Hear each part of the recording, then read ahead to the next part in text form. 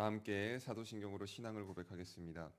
전능하사 천지를 만드신 하나님 아버지를 내가 믿사오며 그 외아들 우리 주 예수 그리스도를 믿사오니 이는 성령으로 잉태하사 동정녀 마리아에게 나시고 본디오 빌라도에게 고난을 받으사 십자가에 못 박혀 죽으시고 장사한 지 사흘 만에 죽은 자 가운데서 다시 살아나시며 하늘에 오르사 전능하신 하나님 우편에 앉아 계시다가 저리로서 산자와 죽은 자를 심판하러 오시리라. 성령을 믿사오며 거룩한 공예와 성도가 서로 교통하는 것과 죄를 사하여 주시는 것과 몸이 다시 사는 것과 영원히 사는 것을 믿사옵나이다. 아멘. 찬송가 254장 함께 찬양하시겠습니다.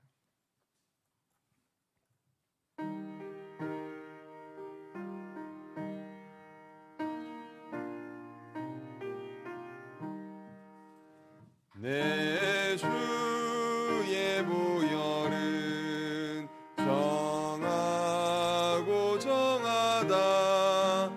내 죄를 정케 하신 주 나로라 하신다. 내가 주께로 지금 가오니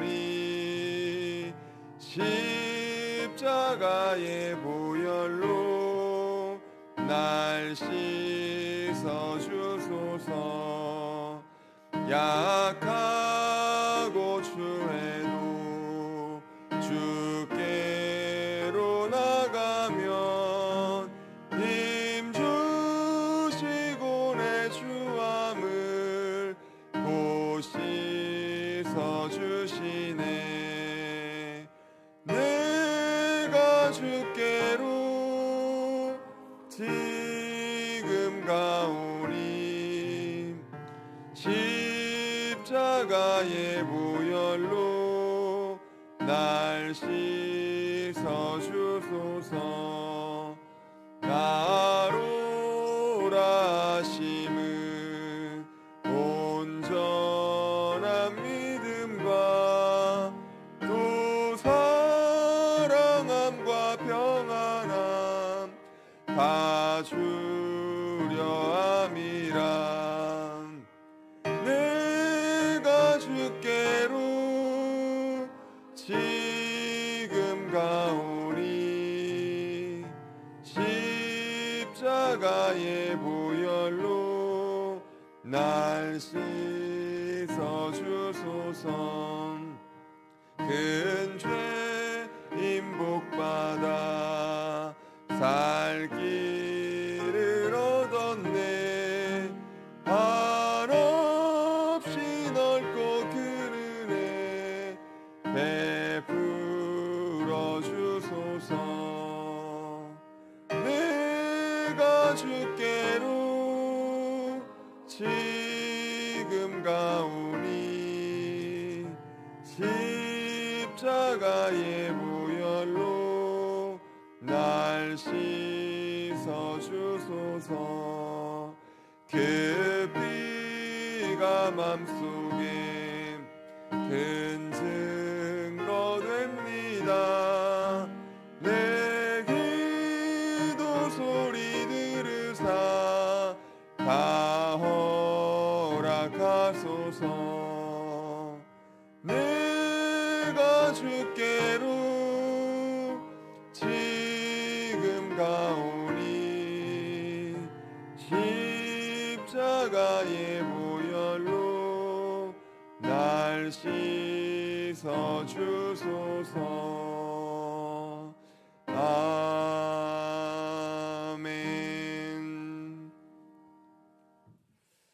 오늘 함께 보실 하나님의 말씀은 시편 51편입니다. 시편 51편 1절에서 19절까지의 말씀을 한 절씩 교독하시겠습니다. 제가 먼저 시편 51편 1절의 말씀을 읽겠습니다. 하나님이여 주의 인자를 따라 내게 은혜를 베푸시며 주의 많은 긍휼을 따라 내 죄악을 지워 주소서. 나의 죄악을 맑게 씻으시며 나의 죄를 깨끗이 제하소서. 물은 나는 내 죄과를 아오니 내 죄가 항상 내 앞에 있나이다. 내가 주께만 범죄하여 주의 목전에 악을 행하여 싸우니 주께서 말씀하실 때에 의로우시다 하고 주께서 심판하실 때에 순전하시다 하리이다. 내가 죄악 중에서 출생하였으며 어머니가 죄 중에서 나를 잉태하였나이다. 보소서 주께서는 중심이 진실함을 원하시오니 내게 지혜를 은밀히 가르치시리. 우슬초로 나를 정결하게 하소서. 내가 정하리이다. 나의 죄를 씻어 주소서. 내가 눈보다 희리이다. 내게 즐겁고 기쁜 소리를 들려 주시다. 주께서 꺾으신 뼈들도 즐거워하게 하소서. 주의 얼굴을 내 죄에서 돌이키시고 내 모든 죄악을 지워 주소서. 하나님이여 내 속에 정한 마음을 창조하시고 정직한 영을 새롭게 하소서. 나를 주 앞에서 쫓아내지 마시며 주의 성령을 내게서 거두지 마소서. 회복시켜 주시고 자원하는 심령을 주사 그리하면 내가 범죄자에게 주의 도를 가르치리니 죄인들이 주께 돌아오리이다. 하나님이여 나의 구원의 하나님이여 피 흘린 죄에서 나를 건지소서. 내 혀가 주의 의를 높이 노래하리. 주여 내 입술을 열어주소서. 내 입이 주를 찬송하여 전파하리이다. 주께서는 제사를 기뻐하지 아니하시나 그렇지 아니하면 드렸을 것이라. 하나님께서 구하시는 제사는 상한 심령이라. 하나님이여 상하고 통회하는 마음을 주께서 멸시하지 아니하시리이다. 주의 은택으로 시온의 선을 행하시고 예루살렘 성을 쌓으소서. 함께 읽겠습니다. 그때에 주께서 의로운 제사와 번제와 온전한 번제를 기뻐하시리니 그때에 그들이 수소를 주의 제단에 드리리이다. 아멘. 기도하겠습니다. 하나님 감사합니다. 오늘도 이 새벽에 저희들을 기도의 자리로 불러주시고 또 함께 하나님의 말씀을 나눌 수 있도록 인도하여 주심에 감사드립니다. 하나님 저희가 하나님의 말씀을 나눌 때에 하나님의 말씀만 바로 서는 시간이 되게 하시고 저희들은 겸손한 마음과 생각을 가지고 말씀 앞으로 나아갈 수 있도록 인도하여 주옵소서. 예수님의 이름으로 기도드립니다. 아멘. 오늘은 시편 51편의 말씀입니다. 오늘 시편 51편에도 우리가 잘 아는 찬송에 대한 그 말씀이 있죠. 우리 10절에 보면 우리가 그 잘 부르는 정결한 마음 주시옵소서. 오 주님 정직한 영을 새롭게 하소서. 우리가 그 잘 부르는 좋아하는 찬양의 그 가사가 담겨 있는 말씀이 오늘 시편 51편입니다. 이 51편은 우리가 그 표제에 나와 있듯이 다윗이 이제 그 밧세바와 동침한 후에 선지자 나단이 왔을 때 부른 참회의 노래, 참회의 시라고 볼 수가 있는데요.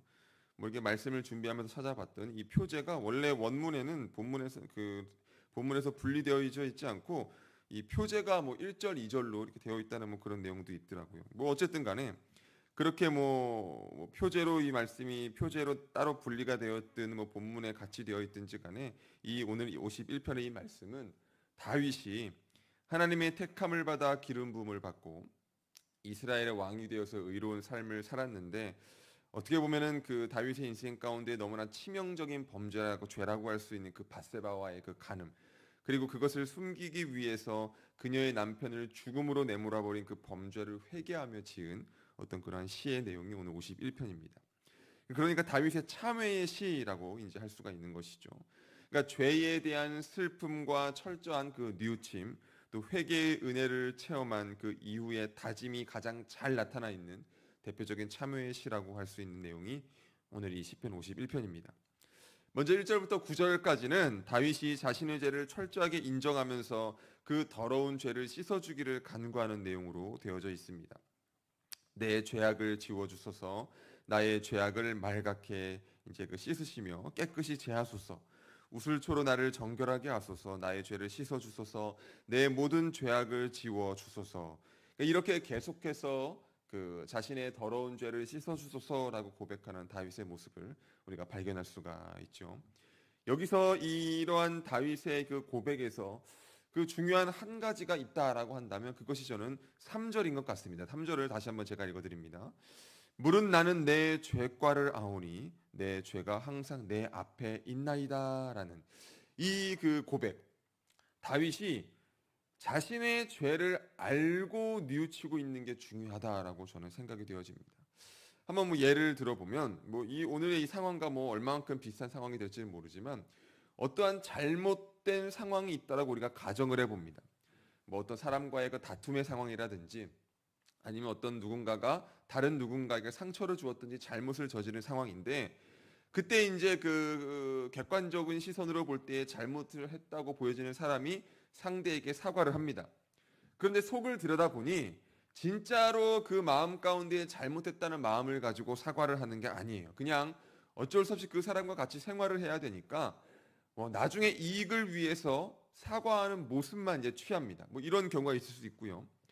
또 어떤 사람은 뭐 비슷한 말일지 모르지만 어떤 사람이 잘못을 했는데 피해를 입은 사람에게 사과를 하거나 잘못을 뉘우쳐야 되는데 자신의 이제 형량을 뭐 줄이거나 자신이 받아야 하는 어떤 그 죄의 대가를 줄여보겠다고 형식적인 사과를 합니다. 둘 다 비슷한 경우라고 할 수 있겠는데요. 이런 경우에 그들은 자신의 죄를 정말로 철저히 뉘우치는 것이라고 할 수는 없겠죠. 아무리 사과를 한다고 해도 잘못했다고 내가 인정한다고 해도 진심 어린 마음으로부터 나오는 진심 어린 뉘우침 회개의 모습이라 할 수 없을 것입니다. 왜냐하면 자신의 죄를 자신이 알고 있지 않기 때문에 그런 것이죠. 또 다른 경우 우리가 신앙생활을 하면서 동시에 세상에서의 생활도 같이 해 나가는데 그러다 보니까 늘 신실하게 살면 좋겠는데 그렇지 않은 경우가 너무나 많이 있습니다. 때로는 남을 아프게도 하면서 기분 상하게도 하고 뭐 그렇게 살아가는 것이 우리의 모습입니다. 그래서 하루를 마무리하며 돌이켜보면 양심에 걸리는 일들이 한두 가지가 아닌 것을 때때로 발견하게 됩니다.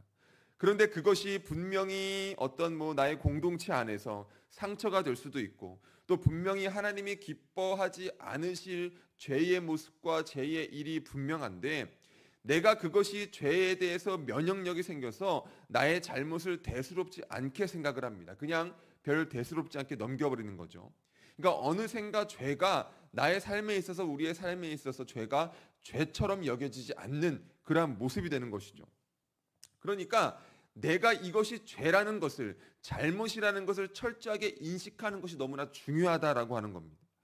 하나님은 죄는 미워하시지만 죄를 시인하면서 회개하는 죄인에 대해서는 무조건 정말로 하나님의 그 긍휼과 자비하심으로 정말로 그렇게 사랑으로 안아주시는 분이 바로 하나님이십니다. 그러니까 자신의 잘못을 제대로 인정하면서 철저한 마음을 가지고 회개함으로 나아가면 하나님은 긍휼의 하나님이시기 때문에 용서받지 못할 죄가 없다라고 하는 것이죠. 물론 이것이 우리가 사람의 마음을 알 수 없기 때문에 그 사람이 정말로 회개하는지 잘못을 뉘우치는지 완벽하게 평가할 수는 없습니다. 하지만 그것을 하나님은 아시겠죠. 하나님은 그 사람이 형식적인지 진심인지 아시는 분이 바로 우리 하나님이시겠죠. 그래서 우리가 회개한다고 할 때에 내가 회개함으로 주 앞에 나아갑니다. 내가 회개의 기도를 합니다라고 할 때에 나의 죄가 무엇인지 정확히 아는 것이 너무나 중요한 것이 되는 것 같습니다. 오늘 이 다윗의 고백처럼 물은 나는 내 죄를 아오니 이렇게 자신의 죄를 철저히 인식하고 있을 때에 우리는 진정한 회개를 할 수가 있는 것이죠. 그리고 여기서 또 하나 다윗의 고백 가운데 보면 내 죄가 항상 내 앞에 있나이다라고 고백을 합니다. 죄가 결코 멀리 있지 않습니다. 바로 가장 가까이에 있는 것이 우리를 넘어뜨리는 죄가 될 수 있다라고 하는 것이죠. 애초에 죄가 내 삶에서 우리의 삶에서 멀리 떨어져 있는 것이라고 한다면 얼마나 좋겠습니까? 그런데 이 죄라는 것은 우리의 가장 가까운 곳에서 우리를 끊임없이 유혹하는 것이기 때문에 그렇기 때문에 우리가 늘 조심해야 하는 것이죠. 걸음을 옮길 때마다 죄의 유혹이 우리 앞에서 우리를 노리고 있는 것입니다. 그래서 우리가 나의 걸음걸음을 나의 삶의 매 시간 매분 매 초를 주님이 함께 인도하여 주시기를 기도해야 하는 것입니다. 죄라는 것이 바로 그런 거예요. 그래서 계속해서 말씀을 보면 6절에 보면 주께서는 중심이 진실함을 원하시오니 그러니까 이렇게 회개함으로 나아갈 때 죄의 어떤 그 내가 죄인이라는 나의 죄가 무엇인지 깨달은 다음에 회개의 모습으로 나아갈 때에는 그 회개의 모습 가운데 중심이 중요하다라는 것입니다. 어제 우리가 새벽 예배에 그 예배에 대한 이야기를 나누면서 형식이 완전히 갖추어진 예배 제사라 할지라도 그 마음이 그 중심이 제대로 서 있지 않으면 하나님께서는 그 제사를 예배를 받으시지 않는다는 이야기를 우리가 함께 나누었습니다. 마찬가지의 이야기가 되겠는데요. 아무리 내가 회개의 형식과 모습을 갖추어서 내가 그럴듯하게 회개하고 뉘우치는 모습을 보인다고 할지라도 그 마음의 중심 가운데 아직 죄의 자리에서 떠나지 못한 내가 남아있다라고 한다면 그 회개를 하나님은 결코 기뻐하지 않으신다라고 하는 것이죠. 하나님께서는 중심의 진실함, 우리의 마음의, 우리의 생각의 중심의 그 진실함을 원하십니다. 그것은 우리의 신앙생활 전반에 걸쳐서 동일한 요구가 되는데요. 그래서 우리에게 지혜가 필요한 거예요.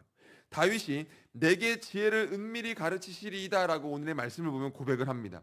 왜일까요? 죄를 제대로 깨닫기 위해서, 나에게 내가 그 지은 죄가 정말 죄라는 것을 제대로 깨닫기 위해서, 그래서 진실된 마음으로, 마음의 그 중심 가운데에 진실된 마음을 가지고 죄를 회개하기 위해서 지혜를 은밀히 가르쳐 주옵소서라고 다윗이 고백을 하고 있는 것이죠.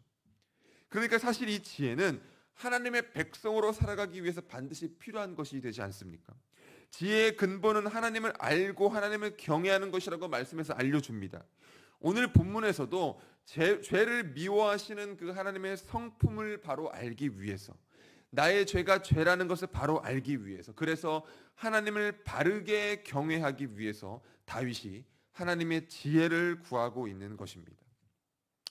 이제 다윗이 자신의 죄를 깨닫고 시인하였습니다. 그리고 7절부터 9절까지를 보면 그 죄를 씻어주기를 다시 한번 간구합니다.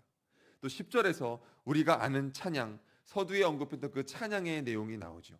다윗이 자신의 심령을 새롭게 하여 주시기를 하나님께 간구합니다. 이 부분에서도 중요한 한 가지를 발견할 수가 있었는데, 그것은 우리 인간은 나 스스로는 새롭게 될 수 없다라고 하는 그러한 사실이에요. 다윗이 고백을 합니다. 하나님이여, 내 속에 정한 마음을 창조하시고 내 안에 정직한 영을 새롭게 하소서라고 고백을 합니다. 하나님이여 하고 부르면서 하나님이 나를 새롭게 하여 주시기를 간구하는 다윗의 고백이죠. 그러니까 우리는 우리 스스로 죄의 용서함을 받고 새로운 삶을 살아갈 수 있는 그러한 존재가 아니다라고 하는 것이죠. 내가 스스로 내 죄를 용서할 수도 없으며 그의 결과로 새로운 삶을 살아갈 수 있는 가능성을 가진 존재도 아닙니다. 그러한 것은 오직 하나님만이 하실 수 있는 일이라는 것을 오늘 말씀이 우리에게 알려주고 있는 것이죠. 만약 우리가 우리 스스로 죄를 용서할 수 있는 존재였다라고 한다면 예수님의 그 십자가의 대속함, 그 부활, 이런 것이 필요가 없었겠죠. 그런데 아니지 않습니까? 그리스도의 그 구속사역, 십자가의 죽음과 부활을 통해 그로 인해 죽을 운명에 처했던 우리가 용서받고 새로운 생명을 얻은 것이 아닙니까? 그래서 다윗이 고백을 하고 있습니다. 하나님께서 나를 새롭게 하여 주옵소서. 하나님께서 내가 흔들리지 않게, 내가 정결한 상태를 유지할 수 있게 하나님 도와주소서. 오늘 다윗은 단지 지금 당면한 죄를 용서하셔서 나의 수치를 가려주소서가 아니라 더 나아가서 하나님의 용서 가운데에, 하나님이 해주시는 그 용서 가운데에, 그리고 새로운 삶의 회복 이후에 더욱더 흔들리지 않는 믿음의 삶을 위한 요구를 하고 있는 것입니다. 사랑하는 여러분, 우리는 살면서 죄를 지으며 살아갑니다. 안타깝게도 그러한 그 인생이 우리의 모습인 것 같아요. 그래서 때로는 하나님과의 관계가 깨어진 채 기쁨을 잃어버리기도 합니다. 안 되죠. 그러한 슬픔 가운데 우리가 살아가면 안 되겠죠. 그래서 내 죄를 깨닫고 회개하는 것이 너무나 중요한 것이죠. 매일의 회개가 우리에게 있어야 하는 것입니다. 죄는 성도에게 슬픔을 주고 아픔을 주지만 회개를 통한 용서는 다시금 기쁨을 안겨줍니다. 그 사실을 믿으시기를 바랍니다. 다윗이 어떤 사람이었습니까? 밧세바와의 그 간음의 죄 이전에 얼마나 하나님과 교제하며 기쁨으로 살던 사람이었습니까? 그런데 이 죄의 모습으로 기쁨이 사라진 채 걱정 속에 살게 되는 모습이 나타납니다. 심지어 밧세바가 잉태하여 아이를 낳았는데 그 아이가 죽기도 합니다. 이 같은 상황에서 다윗은 아마 하나님과 교제하는 삶, 하나님의 은혜 가운데 살아가는 삶이 얼마나 기쁘고 소중한 것이었는지 더욱더 절실히 느꼈을 것입니다. 그리고 이로 인해서 다윗은 하나님을 향하여 회개하면서 다시금 그 구원의 즐거움을 회복시켜달라고 간청하고 있는 것이죠. 오늘 이 시간이 우리의 모습을 돌아볼 수 있는 시간이 되었으면 좋겠습니다. 단지 죄를 뉘우치는 것으로 멈추는 것이 아니라 그로 인해서 내가 회개함으로 나아감을 통해서 하나님과의 그 기쁨이 회복되기를 간절히 원하며 나아가는 그러한 우리의 모습이 되기를 소망합니다. 13절을 또 끝으로 보면 그리하면 내가 범죄자에게 주의 도를 가르치리니 죄인들이 주께 돌아오리이다 라고 말씀을 합니다. 내용을 보건대 용서함을 받고 정결하게 된 후에 그냥 단순히 새로운 삶을 살아가는 것만을 생각하지 않고 그러한 그 은혜를 받은 자신의 경험을 토대로 해서 무엇을 해야 할지에 대해서 다윗이 깨달았던 것 같아요. 그러니까 자신의 경험을 토대로 자신과 동일한 상황에 처한 자들을 향해서 용서와 회복에 관한 메시지를 전하겠다라는 그런 의미인 것 같은데요. 그리고 그렇게 해서 죄인들이 주께로 돌아올 것을 기대합니다. 이 말씀 13절의 이 말씀이 상당히 의미가 있는데요. 회개가 바로 이것이 아닌가라고 생각을 하게 됩니다. 주께 돌아오는 것, 그것이 회개죠. 내가 있어야 하는 그 자리로 돌아오는 것, 죄를 지음으로 내가 있어야 하는 그 하나님의 그 하나님의 곁의 자리에서 내가 죄를 지어서 이탈해 있었는데 다시금 돌아오는 것, 다시금 주의 곁으로 돌아오는 것, 그것이 바로 회개가 아니겠습니까? 즉 하나님과 다시금 친밀한 관계로 돌아와서 다시금 그 하나님과 기쁨의 관계에 있게 되는 것, 바로 그것이 회개인 것 같습니다. 그러한 모습이 회개인 것 같아요. 그래서 우리가 주 곁에서 교하면 너무나 얼마나 좋지 않겠습니까? 회개할 때에 내가 전심을 다해서 회개함으로 나아갈 때에 우리가 하나님의 곁으로 돌아오게 되는 것이죠. 이러한 내용에 이어서 이제 16절에서 19절에서 다윗이 서원을 하며 마무리를 합니다. 여기서도 하나님은 마음의 중심을 보시는 분임을 고백하면서 자신은 그렇게 살아가겠다고 다짐을 하죠. 계속해서 말씀을 드렸지만 저도 그렇고 아마 이 자리에 앉아 계신 분들도 그렇고 방송을 통해서 영상을 통해 보시는 분들도 그렇고 우리는 죄를 지으며 살아갑니다. 그럴 때에 우리의 죄를 바르게 직시할 수 있어야 하겠죠. 그리고 내가 그 죄가 죄라는 것을 인식하고 나아간다면 그 진실함을 가지고 그 죄를 회개할 수 있는 그러한 모습이 우리 가운데 자리해야 할 것입니다. 그렇게 회개함으로 나아갈 때에 자비의 하나님, 긍휼의 하나님을 향하여 소망을 품고 나아갈 때에 또 그렇게 나아감을 통해서 우리가 죄의 문제를 해결받아야 하는 것입니다. 더 나아가서 다른 죄인의 회개함을 위해서 내가 물론 어떤 능력이 있어서 그런 것이 아니라 내가 어떤 특별한 어떤 그 은사를 가지고 있어서 그런 것이 아니라 내 주변에 다른 나와 관계되어지는 모든 사람들이 정말로 회개함을 통해서 그들도 다시금 주의 곁으로 돌아가게 하기 위해서 정말로 그러한 삶을 위해서 살아갈 수 있는 우리가 되어야 할 것입니다. 오늘 금요일 하루를 살아가면서 하나님과 함께하는 기쁨을 누리시면서 나는 과연 주님 곁에서 살아가고 있는가? 나는 정말 주님과 가까운 그 자리에서 살아가고 있는가? 정말로 상한 마음으로 주를 향하여 내가 나아가고 있는가? 내가 정말 회개의 그 심정을 가지고 하나님을 바라보면서 살아가고 있는가? 정말로 그 하나님의 그 마음 가운데에 하나님의 긍휼하심을 깊이 묵상하고 체험하는 그러한 하루를 살아가시기를 주님의 이름으로 축원합니다. 기도하겠습니다. 하나님, 오늘 하루를 살아갈 때에 우리가 전심으로 죄로부터 멀어지기 위해서 노력하는 삶을 살아갈 수 있도록 인도하여 주옵소서. 하지만 그럼에도 불구하고 살아가다 보면 죄를 짓는 모습으로 그렇게 나아갈 때가 너무나 많음을 고백합니다. 그래서 우리가 하루를 돌이켜 볼 때에 주님의 마음에 합당하지 않은 그러한 모습들이 발견되어진다라고 한다면 정말로 진실된 마음으로 주 앞에 회개하는 그러한 우리의 모습이 우리의 삶의 모습이 되게 하시고 그렇게 신실함으로 주 앞에 엎드릴 때에 정말 더욱더 하나님의 은혜 가운데 거할 수 있는 그러한 우리의 삶, 우리의 모습 될 수 있도록 하나님 함께 하시고 인도하여 주옵소서.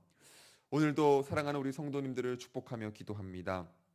말씀을 생각하면서 하루를 살아갈 때에 주님과 늘 동행하는 삶을 살아가는 성도님들 되게 하시고 무엇보다 계신 그 자리에서 하나님의 그 은혜, 자비, 긍휼하심을 온전하게 힘입고 나아갈 수 있는 사랑하는 우리 성도님들 될 수 있도록 축복하여 주옵소서. 하나님의 은혜의 자리에 거하는 모든 분들 되기를 원합니다. 하나님의 그 사랑의 자리에 거하는 모든 분들 되기를 원합니다. 하나님 역사하여 주옵소서. 하나님, 특별히 우리 교회에 또 귀한 자매 잉태케 하여 주셨는데 지금 또 임신 중독증으로 인해 또 급하게 치료를 받는 그러한 상황 가운데 있습니다. 하나님, 바라기는 주님의 그 치유의 손, 위로의 손, 회복의 손, 능력의 오른팔로 만져주시고 위로하시고 치유의 능력을 더하여 주셔서 정말로 건강함으로, 정말로 안전함으로, 완전함으로 정말 끝까지 순산할 수 있도록 하나님께서 지키시고 보호하시고 인도하여 주옵소서. 그래서 우리가 함께 모여 즐거워하고 함께 하나님께 영광 올려드릴 수 있도록 끝까지 우리 자매의 그 모든 것을 지키고 보호하여 주옵소서. 하나님, 우리 교회를 위하여 기도하며 나아갑니다. 주님이 세우신 교회, 몸된 교회로서 역할을 감당하는데 부족함 없는 우리 두기둥교회 되게 하시고, 무엇보다 이렇게 함께 모여 예배할 수 없는 이 시간과 이 상황 가운데에서도 더욱더 예배를 향하여 신실하고 간절한 마음으로 나아갈 수 있도록 하나님 인도하여 주옵소서. 무엇보다 성도 간의 교제 가운데에, 그리고 하나님과의 교제 가운데에 기쁨과 즐거움이 가득한, 하나님의 은혜가 가득한 우리 두기둥교회 될 수 있도록 하나님 축복하여 주옵소서. 하나님, 다시 한번 기도합니다. 오늘 하루 온전히 정말 죄에서 멀어지기 위한 노력하는 그런 하루가 되게 하시고, 무엇보다 하나님 곁에서 하나님과 동행하는 하루가 될 수 있도록 하나님 도우시고 역사하여 주옵소서. 모든 건 주께 맡겨드리며 예수님의 이름으로 기도드립니다. 아멘. 이 시간 함께 기도하실 때 말씀을 생각하면서 함께 기도해 주시기를 부탁을 드리고요. 교회를 위해서 기도해 주실 때 6가지 교회가 계속해서 기도하는 기도의 제목들을 놓고 또 기도해 주시기를 바라고요. 교회가 진행하는 사역들이 있습니다. 사역들을 위해서 교구와 목장과 우리 교육부서 각 기관들을 위해서 기도해 주시고요. 선교사님들과 우리가 후원하는 기관을 위해서 기도해 주시기를 부탁을 드립니다. 또 담임 목사님 위해서 기도하실 때 담임 목사님의 건강 위해서 기도해 주시고요. 교역자들의 사역과 또 우리 교회를 위해 섬겨주시는 많은 중직자분들의 어떤 그 삶과 사역을 위해서 기도해 주시기를 부탁을 드리고요. 우리 성도님들을 위해서 기도해 주실 때 각 그 가정마다 또 삶마다 기도하는 기도의 제목들 하나님 응답하여 주시기를 기도해 주시기를 부탁을 드립니다. 태문이 열리기를 위해서, 취업의 문이 열리기를 위해서, 또 각종 그 인생 가운데에 만남의 복, 또 물질의 복, 또 신앙의 복이 더해지는 믿음의 명문 가정들을 세워질 수 있도록 기도해 주시기를 부탁을 드리고요. 임신한 가정 정말 끝까지 순산할 수 있도록 건강함으로 하나님이 지켜주시기를 함께 기도해 주시기를 부탁을 드리고요. 여러분들 각자 가지고 계시는 개인의 기도 제목들이 있을 텐데 그 개인의 기도 제목들 자유롭게 기도하시다가 돌아가도록 하겠습니다. 우리 주님의 이름 간절하게 크게 한번 부르고 기도하며 나아갑니다. 주여! 하나님 아버지 감사합니다. 주님, 오늘도 하나님의 말씀을 붙잡고 하나님 기도하며 나아갑니다. 아버지 하나님, 주님의 그 은혜와 사랑 가운데